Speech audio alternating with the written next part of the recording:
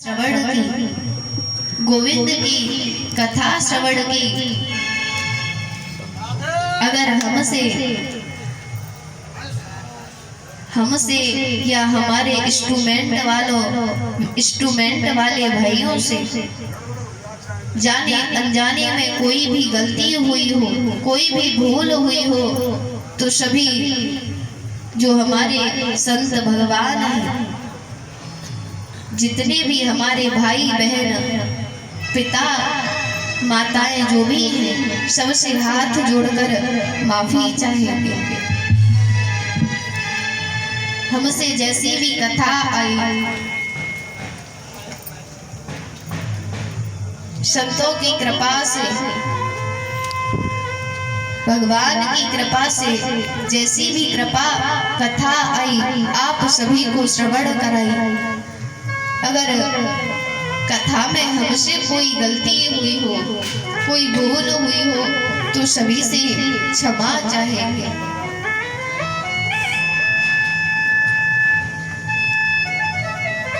प्यारे, आज जो है संतों की कृपा से, भगवान की कृपा से, गोविंद की कृपा से हम हरिद्वार के गंगा जी के पावन तट पर आप सभी ने कथा श्रवण की। प्यारे, हमने ये सोचा भी नहीं था कि हम यहाँ पर आकर के कथा करेंगे, क्योंकि प्यारे, जब हमारे गांव में कथा होती थी, हमारे गांव में जब कथा होती थी, तो आपको तो ये पता ही होगा कि जो लोग जो है कुछ ज्यादा पैसे वाले होते हैं और जो कथा कराते हैं, तो वो दूसरों को कुछ समझते नहीं है।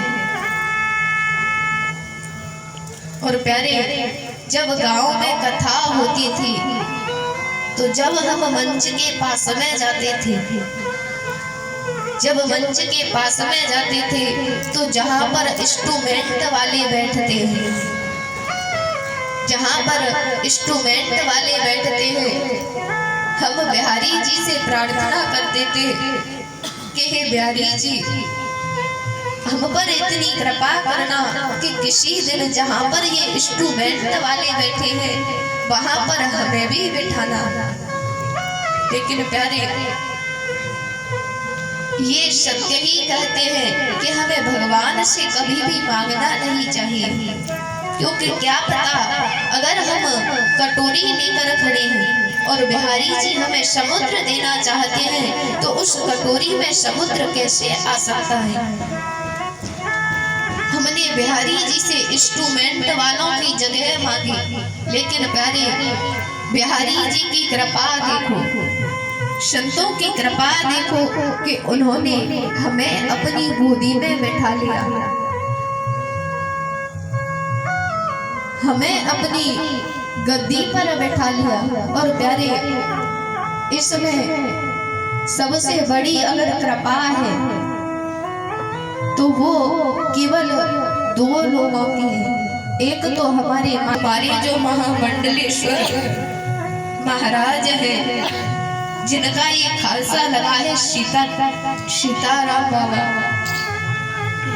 और प्यारे, उनके एक छोटे भी भाई थे, उनके छोटे भी भाई थे, वो भी संत थे, जिन्होंने नर्मदा जी की परिक्रमा लगाई थी। और प्यारे, अभी उनका जो है 29 दिसंबर को शरीर पूरा हो गया।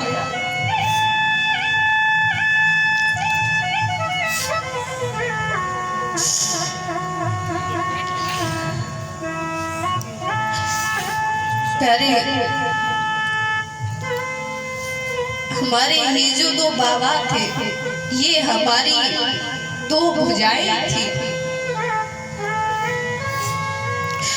लेकिन जब से वो गए हैं, और प्यारे ये तो है ही कि जो आया है उसे जाना तो अवश्य पड़ेगा,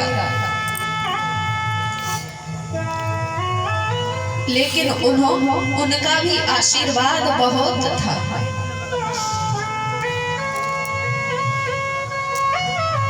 और आज प्यारे उन्हीं संतों की कृपा से हम आपके सामने बैठे हैं। अगर उनकी कृपा और हमारे माता पिता की कृपा ना होती, क्योंकि प्यारे आज के जो माता पिता हैं, अगर कोई पुत्र या पुत्री भगवान की लाइन में जाना चाहता हो तो उसे रोकते हैं, उससे मना करते हैं कि संत मत बन, व्यास मत बन, बाबा जी मत बन। लेकिन प्यारे मेरे माता पिता ने मुझे रोका नहीं।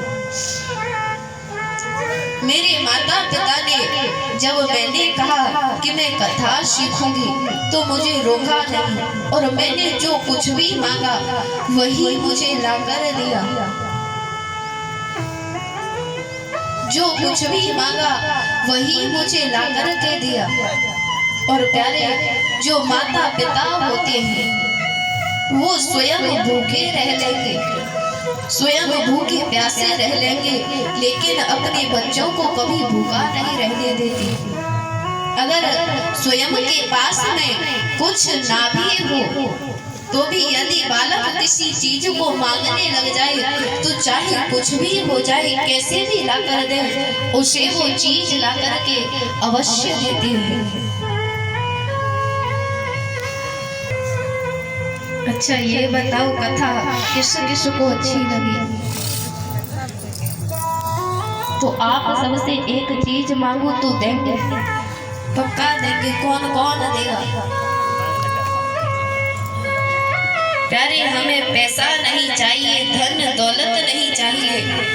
मैं बस आपसे अपनी इस झोली को फैलाकर यही मांगती हूँ कि आपके अंदर जितनी भी बुराई है, जितनी भी त्रुटियां हैं, जैसे क्या करते हैं, मदिरा पान करते हैं, तो आपके अंदर जितनी भी बुराई है उन सभी बुराइयों को मेरी इस झोली में डाल दो, और मैं इन्हें जाकर बिहारी जी के चरणों में चढ़ा दूंगी। तो अब इसी के साथ में एक एक करके सभी भागवत जी का पूजन कर ले आएंगे। सबसे पहले परीक्षित जी, उसके बाद में जो भी पूजन करना चाहते हैं वो